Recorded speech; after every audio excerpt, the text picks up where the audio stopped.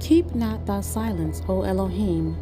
Hold not thy peace, and be not still, O Elohim. For lo, thine enemies make a tumult, and they that hate thee have lifted up the head. They have taken crafty counsel against thy people, and consulted against thy hidden ones.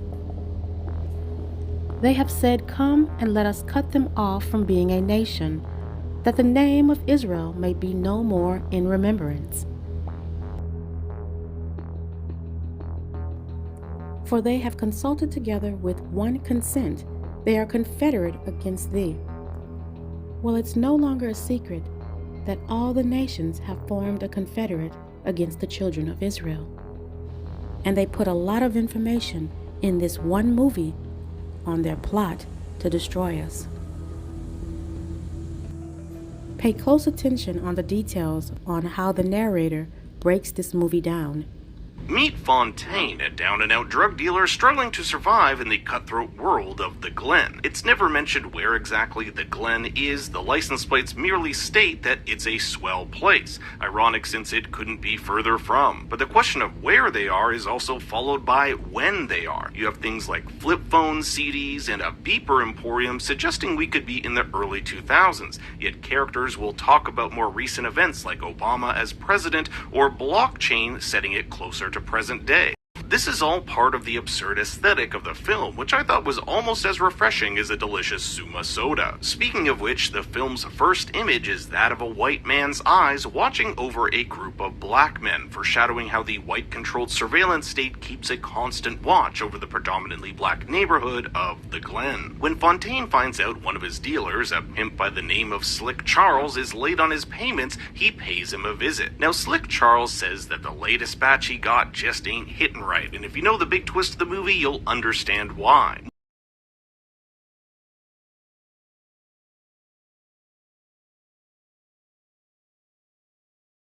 More on that in a bit. The life of a drug dealer ain't easy in the Glen, and Fontaine is gunned down by rival dealer Isaac. But surprisingly, Fontaine wakes up good as new the next day. Now, when I was first watching this movie, I thought we were dealing with a Groundhog Day type situation. Fontaine will wake up every morning, go through the paces, and try to figure out what's going on. But they clone Tyrone is a little different. Unlike Phil in Groundhog Day, Fontaine has no recollection of the events of the previous day, but goes through many of the same sequences of events like weight training and buying beer and scratch tickets at the convenience store. But things start to get strange for Fontaine as he sees a bloody man get picked up by an SUV with local homeless man by the name of Frog stating, "Off to see the wizard again."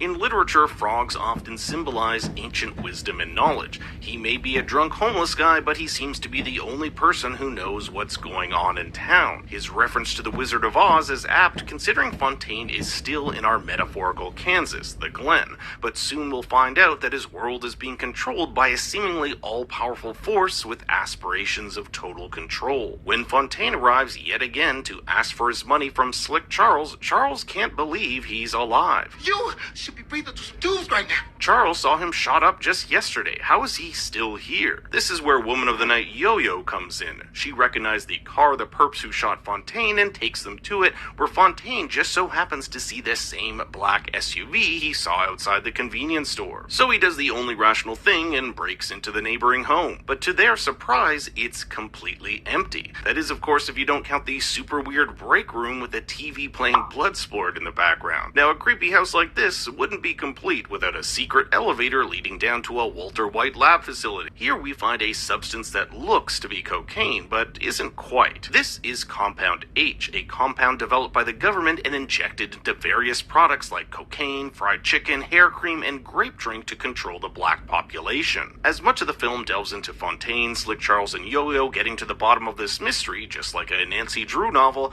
we don't get any answers until Fontaine devises a plan to rally alongside his rival drug dealer to take on the secret all-white scientists who live underneath the city experimenting on African Americans. But to understand how and why all of this has happened, we have to fast forward to the biggest twist of the film. The lead geneticist of this whole operation is none other than Fontaine himself, or should I say an older version. But why would he turn against his people? Why would he work with the very people who want to destroy his race? It all boils down to what happened to his little brother Ronnie. Earlier in the film, we hear that Ronnie was killed by what's heavily implied is a white cop who left him to die on the pavement after being shot without calling an ambulance. Thus, Old Fontaine has this warped idea that by working with the government, he'd be preventing injustices like this from happening through a process he calls assimilation.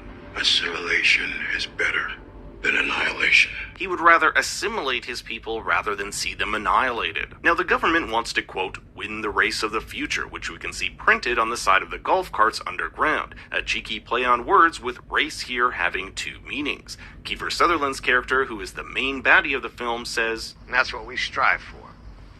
Keeping the United States united. but what he's really saying is keep the United States white. I also think it's ironic that his racist character is named Nixon and is played by a Canadian. Up until now, the project of creating controlled communities through drugs, music, and products was merely a band-aid solution to keep people of color contained. This process needed the use of specific clones, and it's important to note that not everyone in town is a clone, just key players instrumental in dealing out the products to keep these communities obedient, whether it be Fontaine and Slick Charles through laced cocaine, a hairstylist through perm creams, or the Reverend with his tainted blood of Christ. And do you know what he wants most out of each and every one of you? Obedience!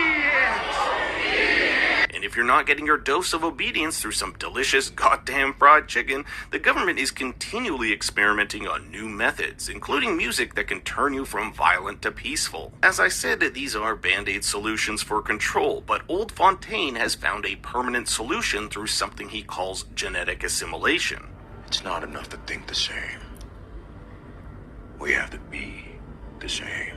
His work in genetics allowed him to separate 378 unique genes that separated himself from white people, Asians, and Latinos. Thus, through generations, he could slowly assimilate people of color into white people, hence the tubes of black to white human specimens in his office. We saw some early test versions of this with the Afro-donning lab tech and chicken shop manager. Fontaine stumbles upon his clone in the duplication chamber and finds its number is A001, suggesting he was the first clone, which would make sense if he's based off its creator. But there are other Fontaines, such as Nixon's driver/bodyguard, Chester. Chester is super obedient, and Fontaine actually uses his code word Olympia Black, the same code Nixon used to control Fontaine, to shoot and kill his creator. The attack on the underground compound is a success, with all the clones set free. Fontaine even says he'll come to start a new life with Yo-Yo and Charles in Memphis. But just when it seems the story is done, Fontaine wakes up just like he did after he died back in his bed. But you'll start to notice some immediate differences, like the tattoos and haircut. We aren't in the Glen anymore. This looks like it could be Los Angeles. We get the big palm trees and LA Laker flags in his home. Like the Glen, however, is his daily routine, where we can see him weightlifting, going to the convenience store, and pouring the homeless man a drink. There's even a quick gang sign flashed by this kid suggesting he could be part of the Bloods or Crips. But it's when the news comes on that we see a clone of Fontaine on the screen. Now, we purposely do not know if this report is coming from the Glen. Just as the announcer is about to say where we are, a cough muffles the location. Even in the closed captioning, we don't get to see where this is. Nixon did tell us that the government has experiments all around the country, including Los Angeles and Detroit. So either what we're seeing here is more of the Glen or another location that managed to escape. You may have even noticed some Crunch cereal on the table here, the same cereal found in the Glen the government used to control its subjects. And the last line of the film is, "Ain't that you, Tyrone?" So the Los Angeles version of Fontaine is Tyrone, hence why the film is called They Cloned Tyrone.